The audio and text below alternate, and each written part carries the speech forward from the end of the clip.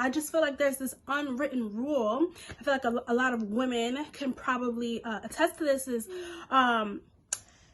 the company comes before your family. You know, they don't ever really say that, but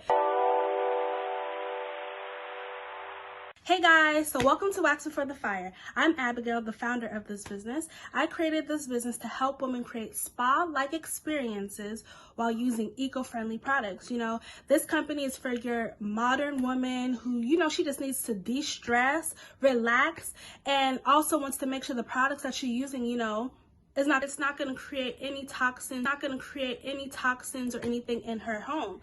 So I'm just, you know, going to give you a little bit of background on the business. I started making candles back in 2015. I had my daughter in 2014. She was one at the time, and she had an asthma attack. And I remember being at work, getting the call from my husband that he was on the way to the hospital. And I remember, you know, telling my boss, hey, what the situation was, and it was like a low-key, well, okay, you're gonna need to find coverage.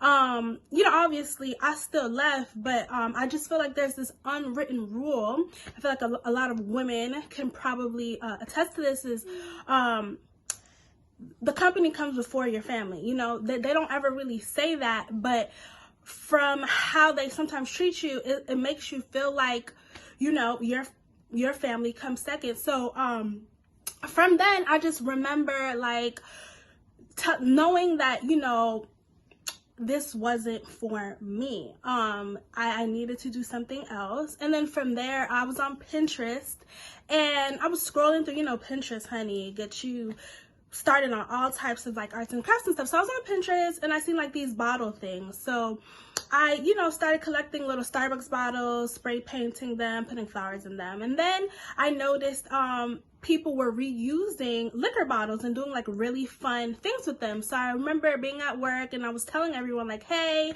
when y'all are done with your bottles, bring them to me. And so like I remember one day I just collected like this big box, right? But before realizing what I could do with it, I was just like, well, dang, I need this device to cut these bottles, right? So I ended up ordering this glass cutter from Amazon for $24.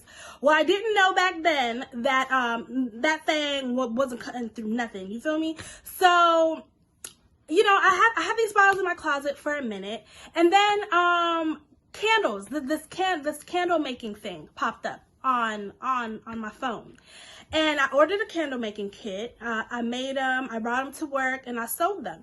Everyone was like, yay, you know, they loved them, but then they were like, girl, it don't smell like nothing when you light it. So from there, I started to search and started to do research to try and get this perfect candle, right? This candle that was going to smell good. So I started, you know, playing around with different kind of waxes and stuff, and I stumbled on this one wax right before the wax that I'm using now. Now that candle smelled amazing when you lit it, right? But it was creating soot in people's homes. And one thing I do recommend is when you are in the process of starting a business, you have to be able to test your stuff. You know, a lot of times we're eager, myself included, you know, to make that money, and a lot of times you're putting stuff out there that's not up to par. So here it was, I ordered this wax in bulk, right? So to me, I'm just like, it wasn't everyone that was saying it created, it was like some people.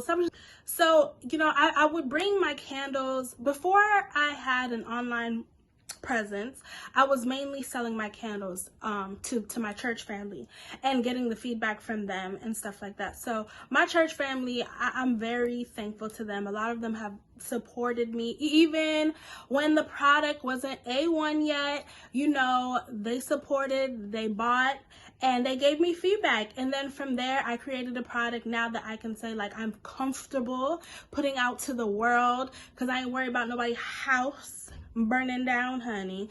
So that's one of the things I would say too, you know, making sure that you are confident in your product. A lot of times when you're not confident in your product, it's very hard for you to talk about yourself, because in the back of your mind, you're not comfortable with your product, which I already said. So why did I say that again? Period. Fast forward to 2018, I took my business online, and I was did it all wrong. Didn't launch properly. I literally went on Shopify, used one of their free templates, made a website, and launched it, right? No type of like strategy or nothing to it. And that's a lot that I've learned along my journey, is that, you know, business is so much more than a product. You know what I'm saying? Like, I feel like a lot of like Black and brown businesses, for the most part, we tend to just, you know, put a product out there and have no strategy behind that. And I'm just now, you know, learning these things and really learning how to implement it. I think that's one of the reasons why, you know, it took me a little time of getting momentum in my business, because for the longest I was just focused on, I have to get this sent out and this new candle, and like, no, like, so I'm so excited that I finally have an amazing product that my customers come back for. I have customers who come back to me 4 or 5 times, and so now I'm able to more so focus on the back end of it, and that's a lot of what I'm going to be talking about on this channel, is like my journey of like building this business while also, you know, being at home with my daughter. I homeschool her. Yes, I do. It's not the easiest thing in the world, but I get it done. So fast forward now to 2020. Not only am I selling candles, I've upgraded my line to include whip soaps, room mist, wax melts, bath salts, and bath soaks. So I can definitely say it's been quite a journey. It's been quite a journey. I have wanted to give up. I have wanted to quit.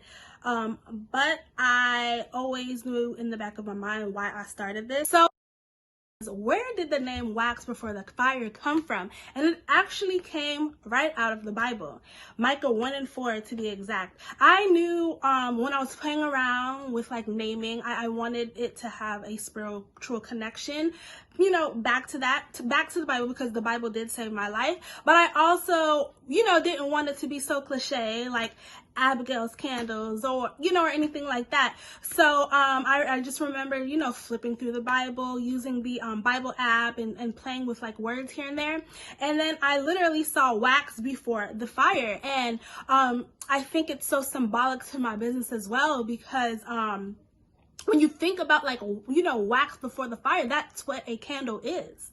It is wax before you put fire to it. You understand? So I thought that was pretty neat. I get a lot of like questions about that. A lot of my naming conventions too, some of them are little gems here and there, and some of them are pretty typical.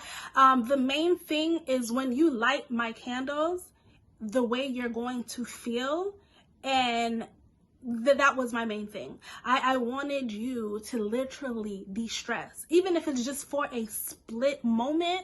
I want my products to do that for you, and I can say I have succeeded based on the reviews that I've gotten thus far. How I balance, you know, trying to basically build this business from the bottom up and being a homeschooling mom, is a lot of it is you have to be extremely intentional with your time. Do I fall short of that? Absolutely. But one thing that has helped me tremendously is having a planner.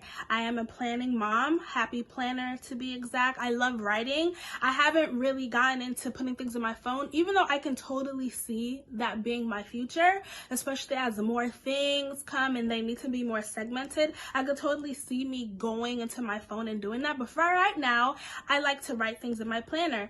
Yes, ideally, I would love to, you know, start the top of my week on a Sunday in planning, but sometimes it just looks like the night before, me asking myself, what do I want to accomplish? What do I need done? And another thing is, make sure your business revolves around your family, not your family revolving around your business.